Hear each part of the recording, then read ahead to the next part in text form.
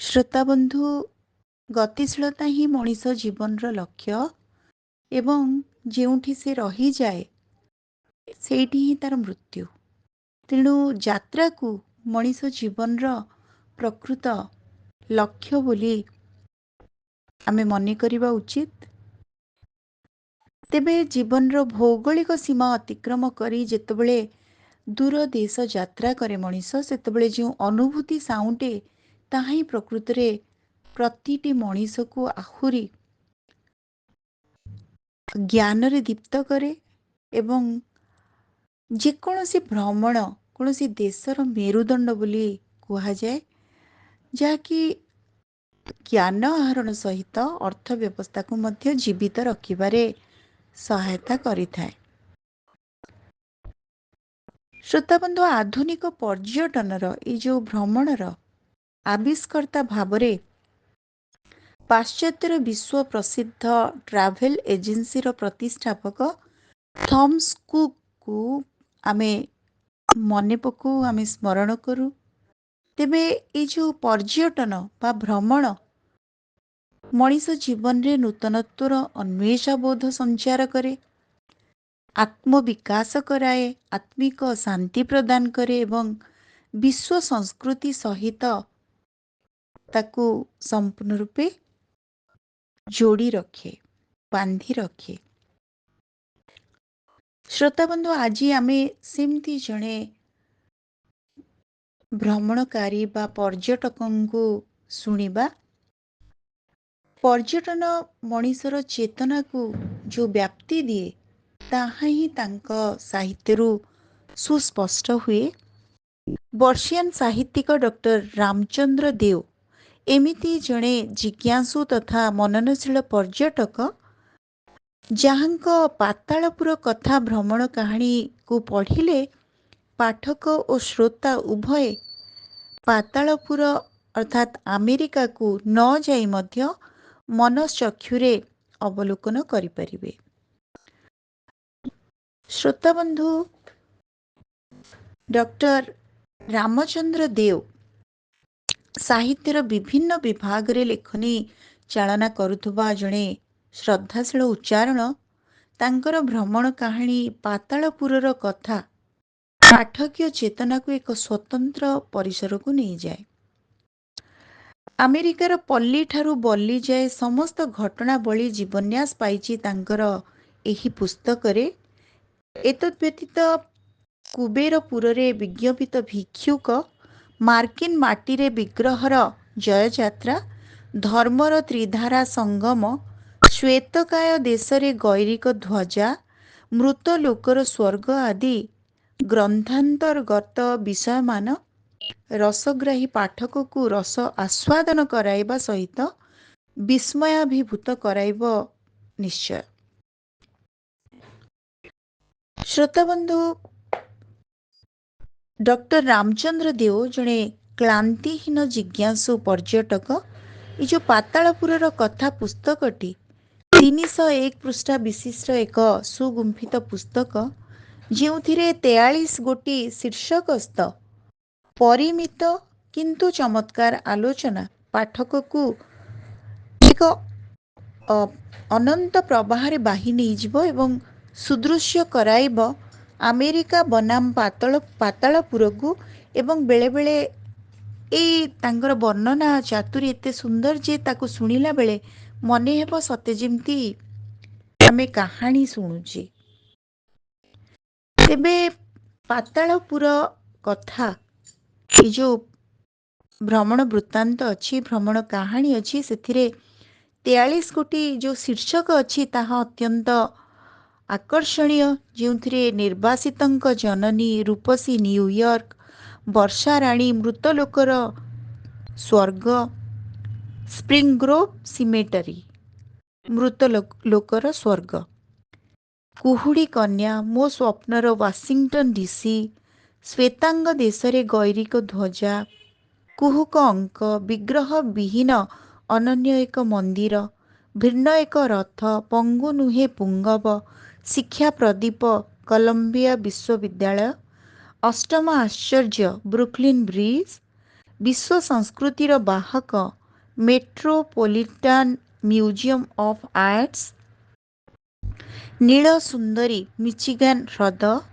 ग्रीष्मोत्सव air and water show, विभिन्न धर्मर अपूर्व मिलन क्षेत्र डिभन एवेन्यू, नेब्रास्का राज्यर प्रतिबिंब कैपिटल हाउस, गवेषणार केन्द्रबिंदु नेब्रास्का विश्वविद्यालय, जीवाश्मर आगार स्टेट म्यूजियम ऑफ नेब्रास्का, सौंदर्य राणी कैलिफोर्निया, काचघरे उद्भिद जगत, कच्छप द्वीप जंगलर भितिरी कथा, बासहीनर सहारा चलती घर, निज काम निजे कर, अशरीरींकर रात्रि हेलोविन, टंका गछ, रजदोली नुहे फेरी व्हील, मृत मणिषर परिचर्या प्रवासीଙ୍କ अंतर्वेदना, कुबेरपुरी रे विज्ञापित भिक्षुक, विग्रह विहीन मार्किन माटीरे विग्रहर जययात्रा, न्यूयॉर्क स्थित फ्लसिंगर गणपति मंदिर,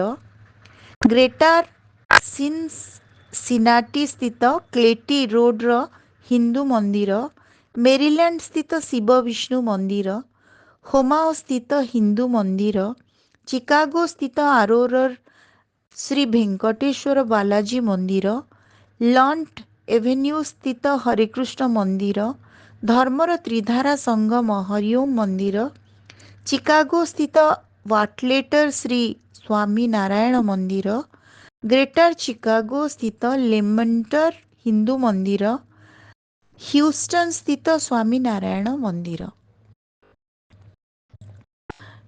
श्रोताबंधु, पातालपुर कथा जो भ्रमण कहानी अच्छी डॉक्टर रामचंद्र देव यार मुखबंधरे निजर आत्मनिवेदी प्रस्तुत करिसेंती। से लिखिछंती, मो बापा माँ थिले भक्ति रसर आश्रित लोक, एणु आम घरे बंगला रामायण महाभारत आउ ओडिया भागवत पद्मपुराण विष्णुपुराण भली अनेक पुराण पोथी रहिथिला। बापा एही गुड़िको प्राय प्रतिदिन पढ़ुथिले। समय समय रे आम पुराण पंडा पुराणर विषयवस्तु उपरे आम घरे आलोचना मध्य करुथिले। दिनकर कथा आम घरे पुराणर आलोचना चली थाए, मो पाखरे थाई से आलोचना शुणुथिली। विषयवस्तु थिला राजा बलिंकर पातालपुर गमन। निजको महादानी बोलाउथुबा राजा बलिंकर गर्व खर्व करिबा पई गर्व गंजन भगवान विष्णु तांकर पंचम अवतार बामन रूपरे राजा बलिकु पातालपुरको पठाई देइथिले। पातालपुर कथा शुणी मो छोट मनरे संशय सृष्टि हेला। पातालपुर ओ बली राजा संपर्क रे अधिक जानिबा पई मो घरे थिबा पुराण बही सबु घांटिबाकू लागिली। मु पूर्वरु शुणिथिली तिनी पुरर कथा, मात्र पद्मपुराणरू जानिबाकू पाइली तिनी पुर नुहे सात पुरर कथा। एई सातपुर मध्यरे पातालपुर हेउछि सर्वदलपुर। विष्णु पुराण रे वर्णना करा जाइछि, दक्षंकर कन्या दितिंकु कश्यप ऋषि विवाह करिथिले। दितिंक गर्भरु हिरण्याक्ष ओ हिरण्यकशिपु नामरे दुई बलवान पुत्र जन्मिथिले। हिरण्याक्ष पृथ्वी को चोराई नहीं पातालपुर पलाइथिबारु भगवान विष्णु तांकर तृतीय अवतार बराह रूपरे ताकू बध करी पृथ्वी को उद्धार करथिले। एणु पातालपुर जे एक स्वतंत्र स्थान रहिछि ए कथा मु जानिबाकू पाइली। सेहीपरि भगवान तांकर चतुर्थ अवतार नरसिंह रूपरे हिरण्यकशिपु को बध करी तांको पुत्र प्रहल्लाद को राजा कराइथिले। एही प्रहल्लादଙ୍କ पुत्र हेउछि विरोचन ओ विरोचनଙ୍କ पुत्र थिले बलि। बलि जणे प्रजावत्सल राजा तथा महादानी थिले। भगवान तांकर पंचम अवतार बामन रूपरे बलि को पातालपुर को पठाइथिले। एठारे मध्य पातालपुरर कथा जानिली। पुणी जानिली एकदा ऋषि नारद पातालपुर भ्रमण रे जाई सेठाकार वैभव देखि ताहा स्वर्गठारु कोनोसी गुणरे न्यून नुहे बोली मत व्यक्त करिथिले। महाभारत वर्णित राजा सागर एकदा अश्वमेध यज्ञ करिबा पई तांकर विजय घोटक छाड़िथिले। इंद्र ए कथा जानी तांकर ए घोड़ा को पातालपुर रे तपस्या करुथुबा कपिल मुनिଙ୍କ आश्रम रे बांधी देइथिले। ସାଗର ସନ୍ତାନମାନେ ଘୋଡ଼ା ଖୋଜୁ ଖୋଜୁ ପାତାଳପୁରରେ ପହଞ୍ଚିଥିଲେ ଓ ଘୋଡ଼ା ଚୋରାଇବା ଅପରାଧରେ ଋଷିଙ୍କ ପ୍ରତି ଅତ୍ୟାଚାର କରିଥିଲେ। କପିଳମୁନି କ୍ରୋଧିତ ହୋଇ ସେମାନଙ୍କୁ ଅନେଇଲା ମାତ୍ରେ ସମସ୍ତ ରାଜପୁତ୍ର ପୋଡ଼ି ଭସ୍ମ ହୋଇଯାଇଥିଲେ। ସ୍ୱର୍ଗରୁ ଗଙ୍ଗାଙ୍କୁ ଆଣି ଭଗୀରଥ ସେମାନଙ୍କୁ ଉଦ୍ଧାର କରିଥିଲେ। ଏଠି ମଧ୍ୟ ପାତାଳପୁର କଥା ବର୍ଣ୍ଣନା କରାଯାଇଛି। ରାମାୟଣରେ ବର୍ଣ୍ଣନା କରାଯାଇଛି, ଇନ୍ଦ୍ରଜିତ୍ର ମୃତ୍ୟୁ ପରେ ରାବଣ ଅସ୍ଥିର ହୋଇ ପାତାଳପୁରର ରାଜା ତାର ବିମାତା ପୁତ୍ର ଭାଇ ମହିରାବଣର ସାହାଯ୍ୟ ଭିକ୍ଷା କରିଥିଲା। ରାବଣର ଅନୁରୋଧ କ୍ରମେ ମହିରାବଣ ରାମ ଓ ଲକ୍ଷ୍ମଣକୁ ପାତାଳପୁରରେ ଥିବା ତାର ଇଷ୍ଟ ଦେବୀ ମହାମାୟାଙ୍କ ନିକଟରେ ବଳି ଦେବା ପାଇଁ ଚୋରାଇ ନେଇଗଲା। ଏ ଦୁହିଁଙ୍କୁ ଉଦ୍ଧାର କରିବା ପାଇଁ ହନୁମାନ ପାତାଳପୁର ପ୍ରବେଶ କଲାବେଳେ ପ୍ରବେଶ ପଥରେ ଏକ ବିଚିତ୍ର ଜୀବ ଦେଖିଲେ। ତାର ମୁଖମଣ୍ଡଳ ବାନର ସଦୃଶ ହେଲେ ମଧ୍ୟ ଶରୀର ଥିଲା ମକର ବା କୁମ୍ଭୀର ପରି। ତାର ନାମ ମକର ଧ୍ୱଜ। ମକର ଧ୍ୱଜ ପାଖରୁ ମହିରାବଣର ଜୀବନ ନାଟିକା ସମ୍ପର୍କରେ ତଥ୍ୟ ସଂଗ୍ରହ କରି ହନୁମାନ ପଞ୍ଚମୁଖ, ଯାହାକି ହନୁମାନ, ହୟଗ୍ରୀବ, ନରସିଂହ, ଗରୁଡ଼ ଏବଂ ବରାହ ରୂପ ଧାରଣ କରି ଏକ ସମୟରେ 5ଟି ପ୍ରଜ୍ୱଳିତ ପ୍ରଦୀପ ନିର୍ବାପନ କରି ମହିରାବଣକୁ ବଧ କଲେ ଓ ପାତାଳପୁରରେ ମକର ଧ୍ୱଜକୁ ରାଜାସନରେ ବସାଇ ରାମ ଲକ୍ଷ୍ମଣଙ୍କୁ ଉଦ୍ଧାର କରି ଲଙ୍କା ଫେରିଲେ। ଏଥିରେ ମଧ୍ୟ ପାତାଳପୁର କଥା ବର୍ଣ୍ଣନା କରାଯାଇଛି। ଏହିସବୁ ବର୍ଣ୍ଣନାରୁ ଜଣାଯାଇଛି ପାତାଳପୁର ନାମରେ କୌଣସି ଏକ ନିର୍ଦ୍ଦିଷ୍ଟ ସ୍ଥାନ ରହିଛି। ରାଜା ବଳି ପାତାଳପୁର ଗମନ ପୂର୍ବରୁ କେଉଁ ସ୍ଥାନର ରାଜା ଥିଲେ ଓ ସେ ଯାଇଥିବା ପାତାଳପୁର କେଉଁ ସ୍ଥାନରେ, ଏ କଥା ଜାଣିବା ପାଇଁ ମୋ ମନରେ ଆଲୋଡ଼ନ ସୃଷ୍ଟି ହେଲା। ଶ୍ରୋତାବନ୍ଧୁ, ଆମେ ଶୁଣୁଛେ ଡକ୍ଟର ରାମଚନ୍ଦ୍ର ଦେଓଙ୍କ ଭ୍ରମଣ କାହାଣୀ ପାତାଳପୁର କଥା। ଏଠି ଲେଖକ ଡକ୍ଟର ରାମଚନ୍ଦ୍ର ଦେଓ ପୁଣି କହୁଛନ୍ତି, ମୁଁ ଏକଦା କନ୍ୟାକୁମାରୀ ବୁଲି ଯାଇଥିଲି। ଜାଣିଲି ନିକଟସ୍ଥ ସୁଚିନ୍ଦ୍ରମରେ ଏକ ପ୍ରସିଦ୍ଧ ସ୍ଥାନୁ ମାଲାୟନ ମନ୍ଦିର ରହିଛି। ସ୍ଥାନୁ ଅର୍ଥ ଶିବ, ମାଲ ଅର୍ଥ ବିଷ୍ଣୁ ଏବଂ ଆୟନ ଅର୍ଥ ବ୍ରହ୍ମା। ଅର୍ଥାତ୍ ଏ ମନ୍ଦିରରେ ଗୋଟିଏ ଲିଙ୍ଗରେ ପ୍ରଥମେ ବ୍ରହ୍ମା, ମଧ୍ୟଭାଗରେ ବିଷ୍ଣୁ ଏବଂ ଶୀର୍ଷରେ ମହେଶ୍ୱର ଏକତ୍ର ଥାଇ ପୂଜା ପାଉଛନ୍ତି। ମୋ ମନରେ ଦେଖିବାର ପ୍ରବଳ ଆଗ୍ରହ ଜନ୍ମିଲା ଓ 10 କିଲୋମିଟର ଦୂରରେ ଥିବା ଏହି ମନ୍ଦିର ଦେଖିବାକୁ ଗଲି।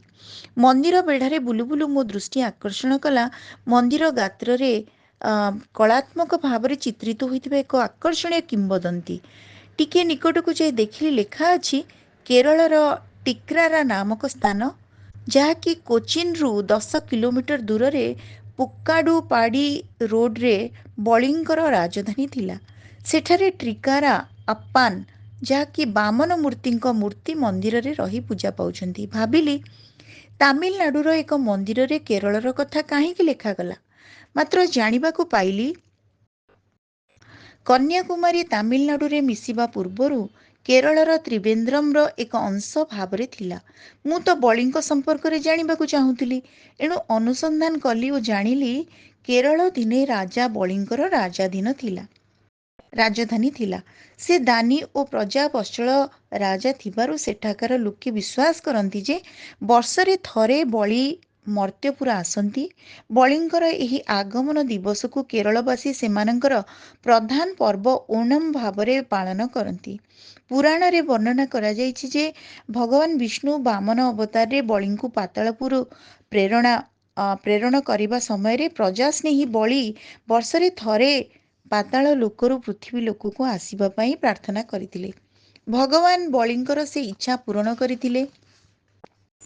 ଏଣୁ ବଳିଙ୍କର ମର୍ତ୍ତ୍ୟପୁର ଆଗମନ ଦିନକୁ କେରଳବାସୀ ଓଣମ୍ ପର୍ବ ଭାବରେ ପାଳନ କରି ଆସୁଛନ୍ତି।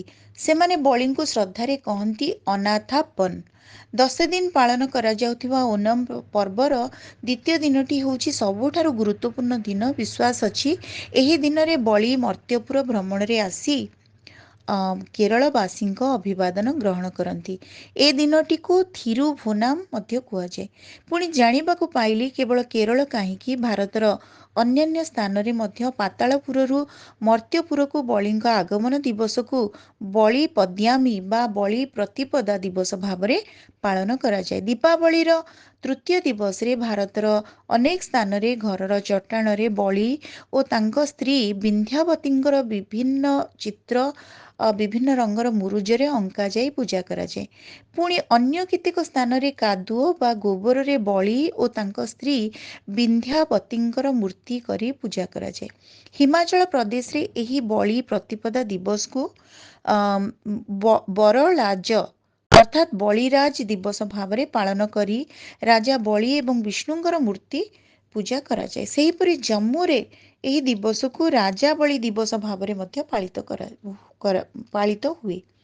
ସ୍ତ୍ରୀ ଲୋକମାନେ ଅଟାରେ ବଳିଙ୍କର ମୂର୍ତ୍ତି ତିଆରି କରି ପୂଜା କରିଥାନ୍ତି। ମହାରାଷ୍ଟ୍ରରେ ବଳି ପଡୁଆ, କର୍ଣ୍ଣାଟକରେ ବଳି ପଦ୍ୟାମୀ ନାମରେ ଏହି ଦିବସକୁ ବଳିର ମର୍ତ୍ତ୍ୟପୁର ଆଗମନ ଦିବସ ଭାବରେ ପାଳନ କରିଥାନ୍ତି। କର୍ଣ୍ଣାଟକର ଉପକୂଳ ଅଞ୍ଚଳର ଲୋକେ ସୁସ୍ୱାଦୁ ଖାଦ୍ୟ ପ୍ରସ୍ତୁତ କରି ନିକଟରେ ଥିବା ପଡ଼ିଆରେ ଶୁଖିଲା ଘାସ ତଳେ ରଖି ହାତରେ ଆଲୁଅ ବତି ଧରି କହିଥାନ୍ତି, ଜୟ ବଳି, ବଳିରେ ବଳି। ବଳି ଅଭୁକ୍ତ ଅବସ୍ଥାରେ ସେମାନଙ୍କ ଘରକୁ ନ ଆସିବା ପାଇଁ ଏହି ପ୍ରଥାର ପ୍ରଚଳନ ରହିଛି। ଏସବୁ ଦୃଷ୍ଟାନ୍ତରୁ ମୋର ହୃଦ୍ବୋଧ ହେଲା, ବଳି କେବଳ କେରଳର ରାଜା ନଥିଲେ, ଅଧିକନ୍ତୁ ସେ ସମଗ୍ର ଭାରତର ଜଣେ ପ୍ରଜାବତ୍ସଳ ଛତ୍ରପତି ଥିଲେ, ଯାହାଙ୍କର ବାର୍ଷିକ ଆଗମନ ପ୍ରତୀକ୍ଷାରେ ସାରା ଭାରତ ଉତ୍ସବ ମୁଖରିତ ହୋଇଉଠେ। ବଳିଙ୍କର ଚକ୍ରବର୍ତ୍ତୀ ହେବା ସ୍ଥାନ ସମ୍ପର୍କରେ ନିଶ୍ଚିତ ହେଲା ପରେ ତାଙ୍କର ପାତାଳପୁରର ସ୍ଥିତି ସମ୍ପର୍କରେ ଜାଣିବାର ଆଗ୍ରହ ଜନ୍ମିଲା ଓ ଏ ସମ୍ପର୍କରେ ମୁଁ ଅନୁସନ୍ଧାନ କରିବାକୁ ଲାଗିଲି। ମହାଭାରତରେ ବର୍ଣ୍ଣିତ ହୋଇଛି, ରାଜା ପରୀକ୍ଷିତ ତକ୍ଷକ ନାମକ ସର୍ପର ଦଂଶନରେ ମୃତ୍ୟୁବରଣ କରିଥିଲେ। ପିତାଙ୍କର ମୃତ୍ୟୁ ପ୍ରତିଶୋଧ ନେବା ପାଇଁ ତାଙ୍କ ପୁତ୍ର ଜନ୍ମେଞ୍ଜୟ ସର୍ପ ବଂଶ ଧ୍ୱଂସ କରିବା ପାଇଁ ସର୍ପନାଶ ଯଜ୍ଞ କରିଥିଲେ। ସର୍ପକୁଳ ନଷ୍ଟ ହେବାର ଆଶଙ୍କା କରି ଋଷି ଆସ୍ତିକ ସେମାନଙ୍କୁ ରକ୍ଷା କରିଥିଲେ। ଅନ୍ୟ ଉପାୟ ନ ଦେଖି ନିଜର ନିରାପତ୍ତା ପାଇଁ ସର୍ପମାନେ ପାତାଳପୁର ଚାଲିଗଲେ। ଏହି ପାତାଳପୁରକୁ ତେଣୁ ନାଗଲୋକ ମଧ୍ୟ କୁହାଯାଏ।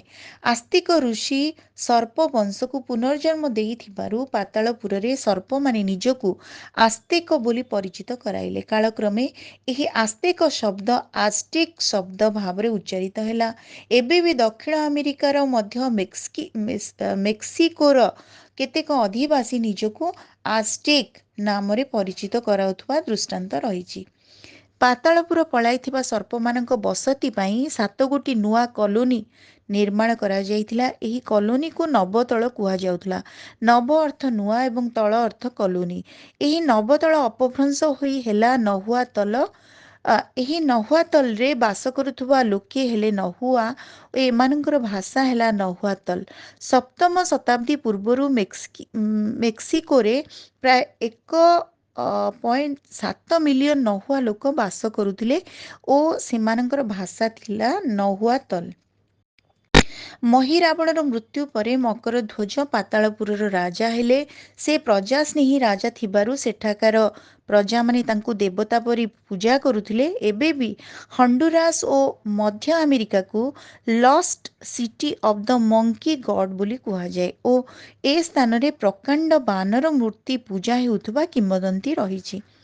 ଆମେରିକାର ଲୋହିତ ଭାରତୀୟମାନେ ଗୋଟିଏ ବିଶାଳକାୟ ବାନର ମୂର୍ତ୍ତି ନିକଟରେ ବିଭିନ୍ନ ପ୍ରକାର ବଳି ଦେଉଥିଲେ ବୋଲି ଥିଓଡର ମୋଡେ ନାମକ ଜଣେ ଆମେରିକୀୟ ପରିବ୍ରାଜକ ଦାବି କରନ୍ତି। ଚଳଚ୍ଚିତ୍ର ଆପୋ କ୍ୟାଲିପ୍ଟୋରୁ ଆମେରିକାର ମାୟା ସଭ୍ୟତା ସମ୍ପର୍କରେ ସୂଚନା ମିଳେ। ରାଜା ବଳି ଆମେରିକାରେ ବସତି ସ୍ଥାପନ କଲା ପରେ ତାଙ୍କ ଅନୁଚର ବର୍ଗ ସେମାନଙ୍କ ଆସୁରିକ ପୂଜା, ବଳି, ଯଜ୍ଞର ପ୍ରଚଳନ କରିଥିଲେ। ପେରୁରେ 5000 ବର୍ଷ ତଳର ଯଜ୍ଞକୁଣ୍ଡ ଆବିଷ୍କୃତ ହେଲା ପରେ ସେଠାରେ ଯଜ୍ଞର ପ୍ରଚଳନ ଥିଲା ବୋଲି ସ୍ପଷ୍ଟ ହୋଇଛି। ମାୟା ସଭ୍ୟତା ସମୟରେ ବଳି ପାତାଳପୁର ଯିବାର ସମ୍ଭାବନାକୁ ଏଡ଼ାଇ ଦିଆଯାଇ ନପାରେ, କାରଣ ଏହି ସମୟରେ ରାକ୍ଷସସ୍ଥପତି ମାୟା ବଳିଙ୍କ ପାଇଁ ପାତାଳପୁରରେ 3ଗୋଟି ନଗର ନିର୍ମାଣ କରିଥିଲେ ବୋଲି କଥିତ ଅଛି। ଏହି 3ଗୋଟି ନଗରର ଅଧୀଶ୍ୱର ବଳିଙ୍କୁ ତ୍ରିଭୁବନକ ବୋଲି କୁହାଯାଉଥିଲା। ଏହି ତ୍ରିଭୁବନକ ଶବ୍ଦ କାଳକ୍ରମେ ଅପଭ୍ରଂଶ ହୋଇ ହେଲା ତିହାନାକୋ। ଏ ସ୍ଥାନଟି ଏବେ ମଧ୍ୟ ଟିଟିକାକା ହ୍ରଦ କୂଳରେ ପଶ୍ଚିମ ବଲିଭିଆରେ ଅବସ୍ଥିତ ଦକ୍ଷିଣ ଆମେରିକାର 4 ବର୍ଗ କିଲୋମିଟରର ଏକ ରମଣୀୟ ସ୍ଥାନ। ଏଠାରେ ମାୟା ସଭ୍ୟତାର ଚିହ୍ନ ସ୍ୱରୂପ ରହିଛି ସ୍ମାରକୀୟ ସଂରଚନା, ପ୍ରାଗୈତିହାସିକ କଳାକୃତି ଆଦି। ଏହିସବୁ ମତବାଦକୁ ଯଦି ଗ୍ରହଣ କରାଯାଏ ତାହେଲେ ପୁରାଣ ବର୍ଣ୍ଣିତ ପାତାଳପୁର ଯେ ଆମେରିକା, ଏ କଥାକୁ ଏଡ଼ାଇ ଦିଆଯାଇ ନପାରେ। ପୁନଶ୍ଚ ପୁରାଣରେ କୁହାଯାଇଛି, ଆମ ପାଦତଳ ସ୍ଥାନରୁ ଲମ୍ବ ଭାବରେ ସୁଡ଼ଙ୍ଗ କରି ନିମ୍ନକୁ 70,000 ଯୋଜନ ଗମନ କଲେ ଆମେ ପାତାଳପୁରରେ ପହଞ୍ଚିବା। ବାସ୍ତବରେ ଯଦି ଏମିତି ସୁଡ଼ଙ୍ଗ କରାଯାଏ ତାହେଲେ ଆମେ ନିଶ୍ଚିତ ଭାବରେ ଆମେରିକାରେ ଯାଇ ପହଞ୍ଚିବା। ଏଣୁ ପାତାଳପୁର ଯେ ଆମେରିକା, ଏଥିରେ ଦ୍ୱିମତ ହେବାର କାରଣ ନାହିଁ। ପୁରାଣରେ ବର୍ଣ୍ଣନା କରାଯାଇଛି, ଆମର ଯେତେବେଳେ ସୂର୍ଯ୍ୟ ଅସ୍ତ ଯାଆନ୍ତି ସେତେବେଳେ ପାତାଳପୁରରେ ସୂର୍ଯ୍ୟ ଉଦୟ ହୁଅନ୍ତି। ଏ ସତ୍ୟଟି ଆମେରିକା ପ୍ରତି ସମ୍ପୂର୍ଣ୍ଣ ଭାବରେ ପ୍ରଯୁଜ୍ୟ। ଏ କଥା ମଧ୍ୟ ମୁଁ ଶୁଣିଛି ଯେ ପାତାଳପୁରର ଲୋକେ ଆମ ବ୍ୟାବହାରିକ ପଦ୍ଧତିର ବିପରୀତ କରିଥାନ୍ତି। ଯେମିତି ଆମେ ରାସ୍ତାର ବାମ କଡ଼ରେ ଚାଲିଲା ବେଳେ ପାତାଳପୁରର ଲୋକେ ରାସ୍ତାର ଡାହାଣ ପଟେ ଚାଲନ୍ତି। ଆମ ଗାଡ଼ିର ଚାଳକ ଗାଡ଼ିର ଡାହାଣ ପଟେ ବସୁଥିଲା ବେଳେ ପାତାଳପୁରର ଗାଡ଼ି ଚାଳକ ଗାଡ଼ିର ବାମ ପଟେ ବସନ୍ତି। ଗୋଟିଏ ଗାଡ଼ିକୁ ଅନ୍ୟ ଏକ ଗାଡ଼ି ଅତିକ୍ରମ କଲାବେଳେ ଆମେ ଡାହାଣ ପଟେ ଯାଉଥିବା ବେଳେ ପାତାଳପୁରର ଲୋକେ ବାମ ପଟେ ବାଟ କାଟିଥାନ୍ତି। ଆମେ ବିଜୁଳି ଆଲୁଅର ସୁଇଚ୍ ତଳକୁ ଦାବିଲେ ଆଲୁଅ ଜଳୁଥିବା ବେଳେ ପାତାଳପୁରର ଲୋକେ ସୁଇଚ୍ ଉପରକୁ ଦାବିଲେ ଆଲୁଅ ଜଳେ। ଆମର ପେଚକସ୍ ଡାହାଣକୁ ମୋଡ଼ା ଯାଉଥିଲା ବେଳେ ସେଠାକାର ଲୋକେ ବାମକୁ ମୋଡ଼ିଥାନ୍ତି। ଆମେ ବ୍ୟବହାର କରୁଥିବା ଇଲେକ୍ଟ୍ରିକ୍ ପ୍ଲଗ୍ର ପିନ୍ ଗୋଲାକାର ହୋଇଥିଲା ବେଳେ ପାତାଳପୁରର ପ୍ଲଗ୍ ପଏଣ୍ଟ ଚେପ୍ଟା ହୋଇଥାଏ।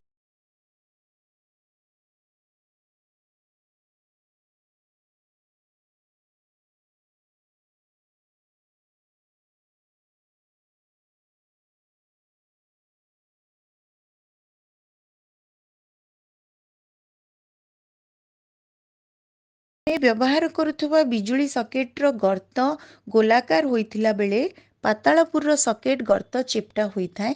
ଶୀତ ଦିନେ ଆମର ଗଛଗୁଡ଼ିକ ପତ୍ରଝଡ଼ା ଦେଇ ଥୁଣ୍ଟା ହୋଇଯାଏ ଓ ବସନ୍ତର ଆଗମନରେ କିଶଳୟ ଉଦ୍ଗମ ହୋଇଥାଏ। ମାତ୍ର ପାତାଳପୁରର ପତ୍ରଝଡ଼ା ଥୁଣ୍ଟା ଗଛଗୁଡ଼ିକ ବସନ୍ତ ଆସିଲେ କିଶଳୟ ପରିବର୍ତ୍ତେ କଳିକାର ଉଦ୍ଗମ ହୋଇଥାଏ। ଏ ଯେଉଁ କଥା ସବୁ ମୁଁ ପୁରାଣରେ ପଢ଼ିଥିଲି ଓ ବିଭିନ୍ନ ଉତ୍ସରୁ ଜାଣିଥିଲି, ସେସବୁ ଆମେରିକାରେ ପହଞ୍ଚିଲା ପରେ ନିଜ ଆଖିରେ ଦେଖି ନିଶ୍ଚିତ ହେଲି ଯେ ପୁରାଣ ବର୍ଣ୍ଣିତ ପାତାଳପୁର ଆମେରିକା ବ୍ୟତୀତ ଅନ୍ୟ ସ୍ଥାନ ହୋଇନପାରେ। ଏଣୁ ମୁଁ ମୋର କୌତୂହଳକୁ ସମ୍ବରଣ କରିନପାରି ଏ ଭ୍ରମଣ କାହାଣୀ ପୁସ୍ତକଟିର ନାମ ପାତାଳପୁର କଥା ରଖିବାକୁ ଉଚିତ ମନେକଲି। ଶ୍ରୋତାବନ୍ଧୁ, ଆମେ ଶୁଣୁଛେ ଡକ୍ଟର ରାମଚନ୍ଦ୍ର ଦେଓଙ୍କ ପାତାଳପୁରର କଥା, ଯେଉଁଥିରେ ସେ ଅତ୍ୟନ୍ତ ଯୁକ୍ତି ନିଷ୍ଠତାର ସହିତ ଆମେରିକାକୁ ପାତାଳପୁର ବୋଲି ସମ୍ପୂର୍ଣ୍ଣ ରୂପେ ତର୍କ ପ୍ରତିଷ୍ଠା କରିଛନ୍ତି ଏବଂ ସଫଳ ମଧ୍ୟ ହୋଇଥିବା ମୋର ମନେ ହେଉଛି। ତେବେ ଶ୍ରୋତାବନ୍ଧୁ, ଏଠି ତାଙ୍କର ଏଇ ଯେଉଁ ପୁସ୍ତକରେ ମୃତ ଲୋକର ସ୍ୱର୍ଗ ସ୍ପ୍ରିଙ୍ଗ ଗ୍ରୋଭ୍ ସିମେଣ୍ଟାରୀ, ଏଇଠି ମୋତେ ଟିକେ ଭଲ ଲାଗିଲା ତାଙ୍କର ବର୍ଣ୍ଣନା, ଯାହାକି ଅତ୍ୟନ୍ତ ହୃଦୟସ୍ପର୍ଶୀ।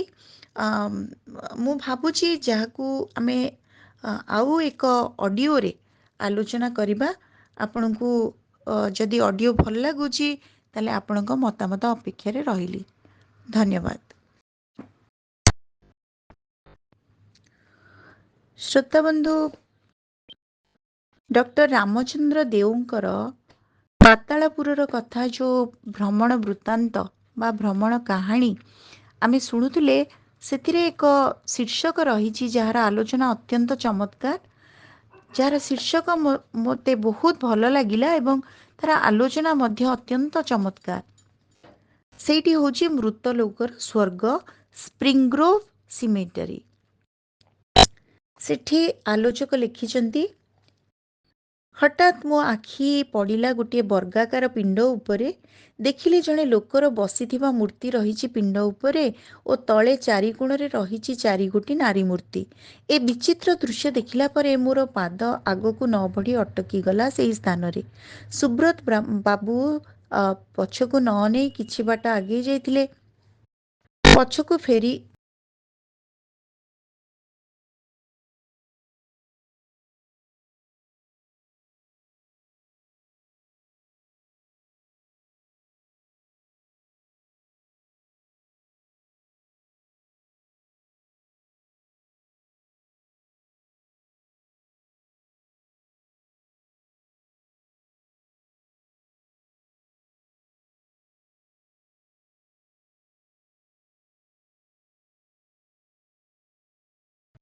पर्यटक डॉक्टर रामचंद्र देव लिखिछंती, हठात मो आखि पड़िला गोटे वर्गाकार पिंड उपरे देखिली जड़े लोकर बसिथिबा मूर्ति रही पिंड उपरे ओ तले चारिकोणरे रही चारिगोटी नारी मूर्ति। ए विचित्र दृश्य देखिला परे मो पाद आगको न बढ़ी अटकी गला सेई स्थान रे। पछकु फेरी अनेला बेलକୁ ମୁଁ ରହିଗଲିଣି ଖଣ୍ଡେ ଦୂରରେ। ସେ ମୋର ବନ୍ଧୁ ସୁବ୍ରତ ବାବୁ ମୋ ନିକଟକୁ ଫେରିଆସି ପଚାରିଲେ, କ'ଣ ହେଲା, ଅଟକି ଗଲେ ଯେ? ମୁଁ କିଛି ନ କହି କେବଳ ସେଇ ମୂର୍ତ୍ତି ଆଡ଼େ ହାତ ବଢ଼ାଇଲି। ମୋର ଉଦ୍ଦେଶ୍ୟ ଜାଣିପାରି ସେ କହିଲେ, ଏ ପିଣ୍ଡ ଉପରେ ବସିଥିବା ମୂର୍ତ୍ତି ଜଣକ ହେଉଛନ୍ତି ସିନସିନାଟି ଆର୍ଟ ମ୍ୟୁଜିୟମର ପ୍ରତିଷ୍ଠାତା ଚାର୍ଲ୍ସ ଡବ୍ଲ୍ୟୁ ୱେଷ୍ଟଙ୍କ ସମାଧି। ଚାରି କୋଣରେ ଚାରିଗୋଟି ନାରୀ ମୂର୍ତ୍ତି ହେଉଛି ସଙ୍ଗୀତ, କଳା, ସାହିତ୍ୟ ଓ ସ୍ଥାପତ୍ୟର ପ୍ରତୀକ। ଏଠାରେ ଥିବା ରାସ୍ତାଘାଟ, ଗଛପତ୍ର, ମୂର୍ତ୍ତି ଆଦି ଗୁଡ଼ିକର କିଛି ନା କିଛି ଅର୍ଥ ରହିଛି। ଏମିତିକି ଏଠାରେ ରୋପଣ କରାଯାଇଥିବା ଗଛଗୁଡ଼ିକର ମଧ୍ୟ କିଛି ନା କିଛି ବିଶେଷତ୍ୱ ରହିଛି। ସ୍ଥାନର ଉଚ୍ଚ ନିଚ ଭୂମିକୁ ଆଖିରେ ରଖି ବୃକ୍ଷରୋପଣ କରାଯାଇଛି। ସାଇପ୍ରସ୍, ସିଡାର, ସାଇକାମୋର, ଆଜାଲିଆ, ରୋଡୋଡେଣ୍ଡ୍ରନ୍, ମାଗ୍ନୋଲିଆ ଆଦି ନିମ୍ନ ଭୂମି ସନ୍ତସନ୍ତିଆ ଆର୍ଦ୍ର ହ୍ରଦ କୂଳେ କୂଳେ ରୋପଣ କରାଯାଇଛି। ଉଚ୍ଚ ପାହାଡ଼ିଆ ସ୍ଥାନରେ ଓକ୍, ହୋଲିଓ, ବିଚ୍ ପ୍ରଭୃତି ବୃକ୍ଷ ପ୍ରାଧାନ୍ୟ ବିସ୍ତାର କରିଛି। ଏହି ସମସ୍ତ ବୃକ୍ଷ ମଧ୍ୟ ପ୍ରତୀକାତ୍ମକ। ଏମାନେ ଘୋଷଣା କରନ୍ତି ମଣିଷର ସ୍ୱାଭାବିକ ଜନ୍ମ, ପରିପକ୍ୱତା, ମୃତ୍ୟୁ, ବିନାଶ ଓ ପୁନର୍ଜନ୍ମର ଏକ ଏକ ନିଚ୍ଛକ କାହାଣୀ। ଏହା ବ୍ୟତୀତ ଏଠାରେ ରୋପଣ କରାଯାଇଥିବା ପ୍ରତ୍ୟେକ ବୃକ୍ଷ ବିଶେଷ ପ୍ରତୀକର ବାହକ। ଯେମିତି ଓକ୍ ହେଉଛି ପୁରୁଷ ଶକ୍ତି, ଆଇଭି ବୃକ୍ଷ ଦୃଢ଼ତା, ୟୁ ବୃକ୍ଷ ମୃତ୍ୟୁ, ୱିଲୋ ବୃକ୍ଷ ଦୁଃଖ ଓ ଅନୁତାପ, ପାଇନ୍ ଚିରନ୍ତନ ଜୀବନ ଓ ଆତ୍ମା, ମାର୍ଟଲ ଯାହାକି ଏକ ଛୋଟ ଚିର ହରିତ ଗଛ ଆଦି ପ୍ରେମର ଏକ ଏକ ପ୍ରତୀକ। ବନ୍ଧୁ ଜଣକ କହିଲେ, ଦେଖନ୍ତୁ, ଏହା ସାଧାରଣ କବରସ୍ଥଳ ନୁହେଁ। ଏଠାକାର ପ୍ରତ୍ୟେକ ବସ୍ତୁରେ ରହିଛି ଦାର୍ଶନିକ ତତ୍ତ୍ୱ। ଯେତେ ଚିନ୍ତା କଲେ ସେତେ ନୂଆ ନୂଆ ତଥ୍ୟ ଆବିଷ୍କୃତ ହେବ। ଏହାର କୌଣସି ସ୍ଥାନରେ 1 ଇଞ୍ଚ ବି ମାଟି ଦେଖିବାକୁ ମିଳିବ ନାହିଁ। ଯୁଆଡ଼େ ଅନେଇଲେ ଦେଖିବେ ସମାଧି, ମନ୍ଦିର, ବୃକ୍ଷ, ଫୁଲ ବଗିଚା ଓ ହ୍ରଦ। ଏହା ବ୍ୟତୀତ ଅନ୍ୟ ସ୍ଥାନଗୁଡ଼ିକ ସୁନ୍ଦର ଘାସ ଗାଲିଚାରେ ଆବୃତ। ଏ ଘାସଗୁଡ଼ିକୁ ମେସିନରେ କାଟି ଠିକ୍ ଗାଲିଚା ପରି ମସୃଣ ଓ ମୁଲାୟମ କରାଯାଇଛି। ହ୍ରଦର ସୁନିର୍ମଳ ଜଳରେ ଜଳଫୁହାରା ଶୂନ୍ୟକୁ ବିଚ୍ଛୁରିତ ହୋଇ ଇନ୍ଦ୍ରଧନୁର ସପ୍ତରଙ୍ଗ ସୃଷ୍ଟି କରୁଛି। ହ୍ରଦକୂଳସ୍ଥ ସମାଧି ମନ୍ଦିରର ପ୍ରତିବିମ୍ବ ପାତାଳପୁରୀର ବିଭ୍ରମ ସୃଷ୍ଟି କରୁଛି। ହ୍ରଦ ଜଳରେ ହଂସର କିଳି, ହ୍ରଦକୂଳ ବୃକ୍ଷସ୍ଥିତ ପକ୍ଷୀର କୂଜନ ଓ ପାର୍ଶ୍ୱସ୍ଥ ବନଫୁଲର ମନମତାଣିଆ ଗନ୍ଧ ମନରେ ଅମରପୁରୀର ସ୍ୱପ୍ନ ଜଗାଏ। ସମସ୍ତ ସିମେଟରୀ ବୁଲି ସାରିଲା ବେଳକୁ ସୂର୍ଯ୍ୟ ପଶ୍ଚିମ ଦିଗକୁ ଢଳି ସାରିଥିଲେ। ମୁଁ ମନେ ମନେ ଭାବିଲି, ଏ ତ ମଶାଣୀ ନୁହେଁ, ମୃତ ଲୋକର ସ୍ୱର୍ଗ।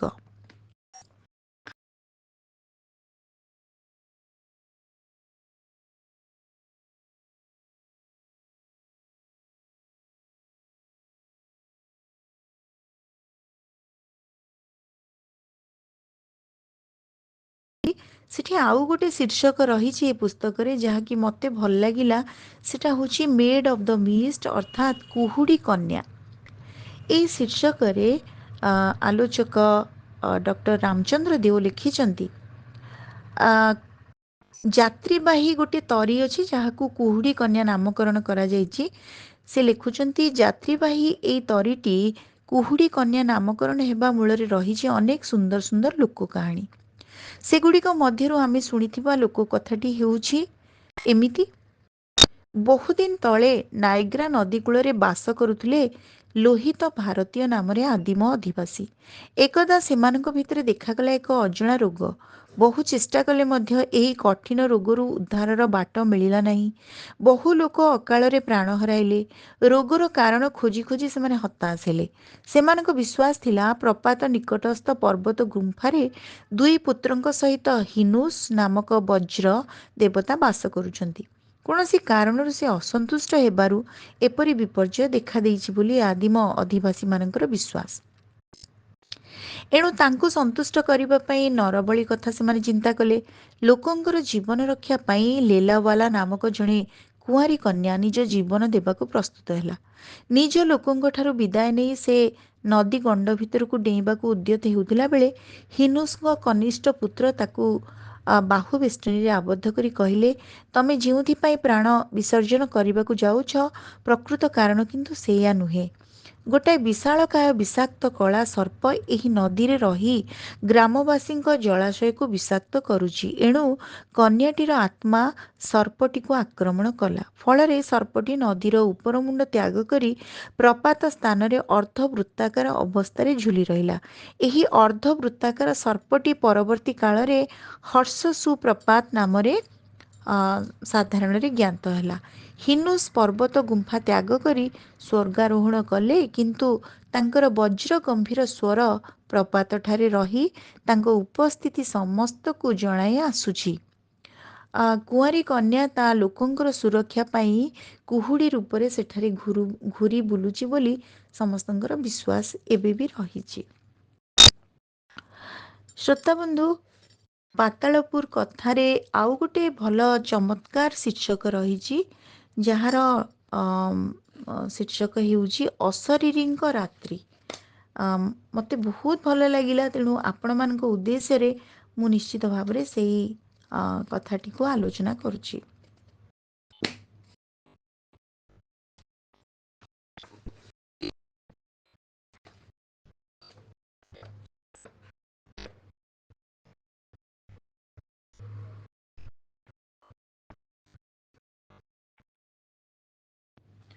ଶ୍ରୋତାବନ୍ଧୁ, ପାତାଳପୁରର କଥା ପୁସ୍ତକର ଅନ୍ୟ ଏକ ଶୀର୍ଷକ ହେଉଛି ଅଶରୀରୀଙ୍କ ରାତ୍ରି। ଅତି ଚମତ୍କାର ବର୍ଣ୍ଣନା। ଆଲୋଚକ ପର୍ଯ୍ୟଟକ ଡକ୍ଟର ରାମଚନ୍ଦ୍ର ଦେଓ ଲେଖିଛନ୍ତି, ସେ ଗୋଟେ ଫିଲ୍ମ ହଲ୍ରେ ବସିଛନ୍ତି। 2 ଜଣଙ୍କ ପାଇଁ VIP ଟିକେଟ୍ ହେଇଛି $80ରେ। ସେମାନେ ଭିତରକୁ ପଶିଲେ। ଲେଖକଙ୍କ ଶବ୍ଦରେ, ଯୁଆଡ଼େ ଅନେଇଲେ ଭୀତି ସଞ୍ଚାର କଲା ଭଳି ପରିବେଶ। ଆମେ ଆମ ସିଟ୍ରେ ବସିବାର ଅଳ୍ପ ସମୟ ପରେ ଆରମ୍ଭ ହେଲା ଫିଲ୍ମ। ବିଷୟ ଥିଲା ଲାଷ୍ଟ ବସ୍ ହୋମ୍। ଜଣେ କର୍ମଜୀବୀ ମହିଳା ରାତିର ଶେଷ ବସ୍ ଧରିବା ପାଇଁ ଆସି ବସିଲା ପଥପ୍ରାନ୍ତ ଏକ ୱେଟିଂ ସେଡ୍ରେ। କିଛି ସମୟ ପରେ ରାସ୍ତାର ବିପରୀତ ପାର୍ଶ୍ୱରେ ଥିବା ୱେଟିଂ ସେଡ୍ରେ ଜଣେ ଯୁବକ ମୁହଁ ଘୋଡ଼ାଇ ଆସି ବସିଲା। ବସିବାର କିଛି ସମୟ ପରେ ସେ ବ୍ୟାଗ୍ରୁ କ'ଣ ବାହାର କରି ଖାଇ ପାଣି ପିଇଲା। ପାଣି ପିଇବାର ଅଳ୍ପ କିଛି ସମୟ ପରେ ସେ ବସିଥିବା ବେଞ୍ଚରୁ ତଳକୁ ପଡ଼ିଗଲା।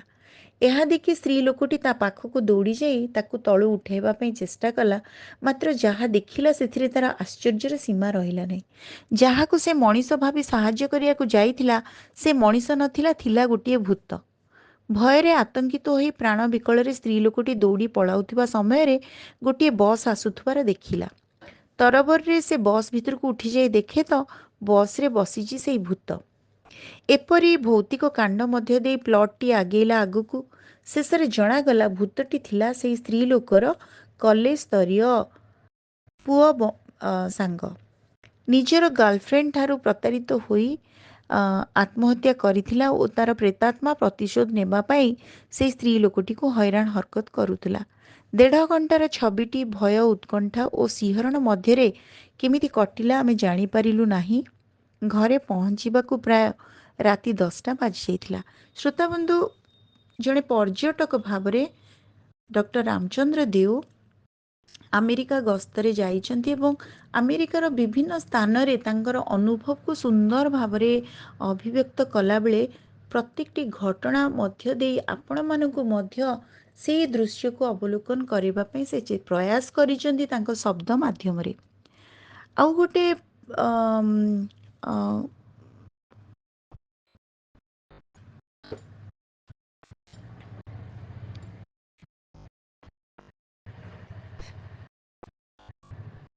ଆଲୋଚକ ରାମଚନ୍ଦ୍ର ଦେଓଙ୍କର ଏହି ପର୍ଯ୍ୟଟନ ବୃତ୍ତାନ୍ତ ବା ଭ୍ରମଣ କାହାଣୀ ପାତାଳପୁରର କଥା ଆପଣଙ୍କୁ କିପରି ଲାଗିଲା ଏବଂ ଆପଣମାନେ ଶୁଣିବା ପରେ କି ପ୍ରକାର ଅନୁଭବ କଲେ, କମେଣ୍ଟ ବକ୍ସରେ ନିଜର ମତାମତ ଜଣାଇବା ପାଇଁ ଅନୁରୋଧ।